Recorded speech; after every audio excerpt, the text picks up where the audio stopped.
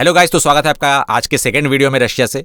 और इस वीडियो का जो टाइटल है कि इंडियन फिल्म्स जो है वो रिप्लेस कर देगा हॉलीवुड को। बहुत कोई जो है रशिया में या फिर ऑल ओवर द वर्ल्ड सोच रहे हैं कि शायद जो इंडिया और सोवियत रशिया के जो पुराने बॉन्ड्स थे वो वापस आ रहे हैं, और हो सकता है कि अभी जो फिल्म थिएटर्स में जैसे कि सोवियत रशिया में इंडियन फिल्म्स चलते थे तो वो दौर जो है वापस आने वाला है। और मुझे लगता है कि इंडियन फिल्म्स को भी जस्टिस करना चाहिए। वैसे बॉलीवुड तो वो गया गुजरा है बेसिकली, उससे अभी कोई होप ही नहीं है उनको। मतलब लोग दूसरों की मिस्टेक से भी सीखते हैं, बट ये नहीं सुधरने वाले। ये बेसिकली एक जो इंडियन फिल्म्स की ब्यूटी होती थी कि कोई वल्गर सीन्स नहीं होते थे, एक प्रॉपर सोलफुल एक ऐसी मूवीज़ होती थी जो लोगों के इमोशंस को टच करता था और लोग बहुत इमोशनल हो जाते थे, क्योंकि वो दिल के गहराई से फिल्म बनाते भी थे और दिल के गहराई तक वो फिल्म जाती भी थी। तो अभी तो दूसरे जो रीजनल इंडस्ट्रीज़ है, टॉलीवुड हो गया और भी बहुत सारे रीजनल इंडस्ट्रीज़ है, उन रीजनल फिल्म्स में ही अभी भी जो इंडियन कल्चर की जो एसेंस है, ओरिजिनलिटी है, वो अभी ज़िंदा है। बाकी बॉलीवुड तो वेस्ट की कॉपी करने में लगा हुआ है। तो बट एनीवे हम ये वीडियो देख लेते हैं और उसके बाद इसके ऊपर बहुत सारे लोगों ने कमेंट्स किया है। ये एक बहुत फेमस मी24 रशियन चैनल है। ये वीडियो भी अप्रैल 3 को आया, बहुत रिसेंटली, और आते ही बहुत सारे व्यूज़ मिले। ऑलमोस्ट अभी 6 लाख छूने को है। तो चलिए वीडियो देखते हैं और उसके बाद काफ़ी सारे कॉमेंट्स जो है वो हम एक साथ उनका लुत्फ़ उठाएंगे। तो चलिए वीडियो शुरू करते हैं। दुनिया भर के अधिक से अधिक देश ये सोच रहे हैं डॉलर से दूर जाने और राष्ट्रीय मुद्राओं में सेटलमेंट करने के बारे में। कम से कम लार्ज इकोनॉमीज जैसे रशिया, सऊदी अरबिया, चाइना और इंडिया एना जरकैच टॉपिक जारी रखेंगे। हाथ मिलाने की बजाय उन्होंने हाथों को जोड़ा। नमस्ते एक इंडियन ट्रेडिशनल ग्रीटिंग है, विशेष सम्मान का प्रतीक है पार्टनर्स के लिए।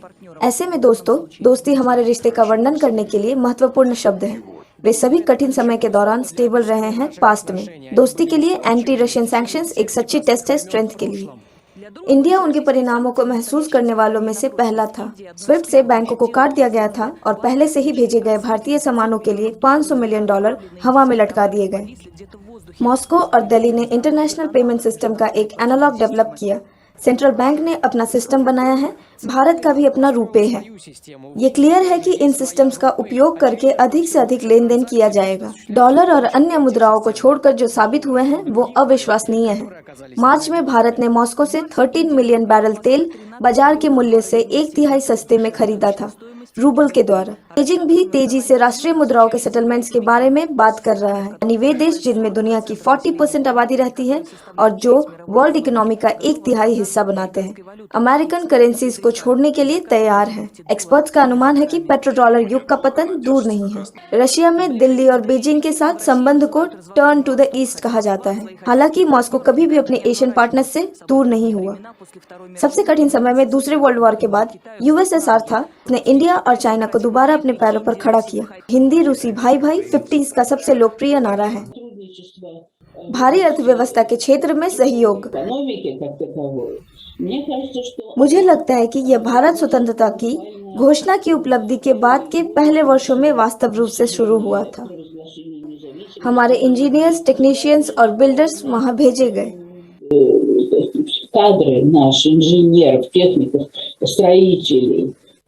यह वास्तव में एक बहुत बड़ा निर्माण था।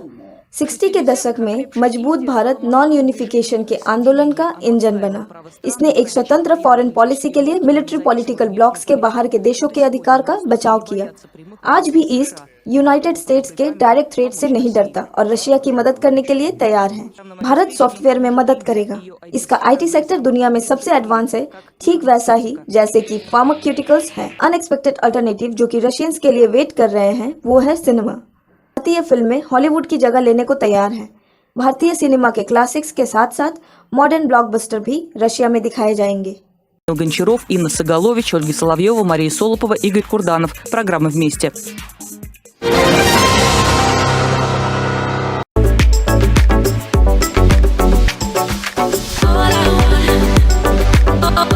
तो सबसे पहले दाउरेन काराबातीरोव ने लिखा है कि ये चीज़ तो 10 साल पहले स्टार्ट करनी चाहिए थी, लेकिन बेटर लेट देन नेवर। ये डॉलर दिमाग का दही करके रखा है। उसके बाद ओल्गा मेखोनोसिना ने लिखा है कि मुझे फिर से पुराने दिन याद आ गए जब हमारे कल्चर हाउसेस में हर शुक्रवार को भारतीय फिल्में दिखाए जाते थे। टिकट का दाम 2 रूबल्स होते थे और सबको बहुत पसंद आता था, और फिल्म खत्म होने के बाद सबके आंखों में आंसू होते थे। उसके बाद एडम ने लिखा है कि it's long time to bank the dollar, China, India, Saudi Arabia and Russia, this is already a big part of civilisation. उसके बाद येलेना रेवा ने लिखा है कि thank you for positive news, Russia, India and China is a big alliance and this is cool.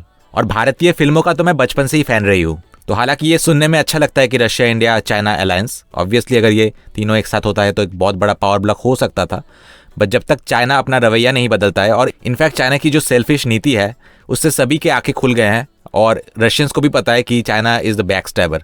But China इतना बड़ा गधा है कि उसको इतना भी समझ में नहीं आता है कि in the present day and age कोई भी जो है देश सिर्फ स्वार्थी होकर एक सुपर पावर नहीं बन सकता, उसको अलायंसेस की ज़रूरत पड़ती है। आज अगर पाकिस्तान या फिर श्रीलंका, जिस देश को भी चाइना ने हेल्प किया है और हेल्प करने की प्रॉमिस की थी, वहाँ से चाइना अपना हाथ खींचता हुआ दिखाई दे रहे हैं। लेकिन एक टाइम ऐसा भी आएगा जब चाइना प्रॉब्लम में होगा और कोई नहीं आएगा आगे।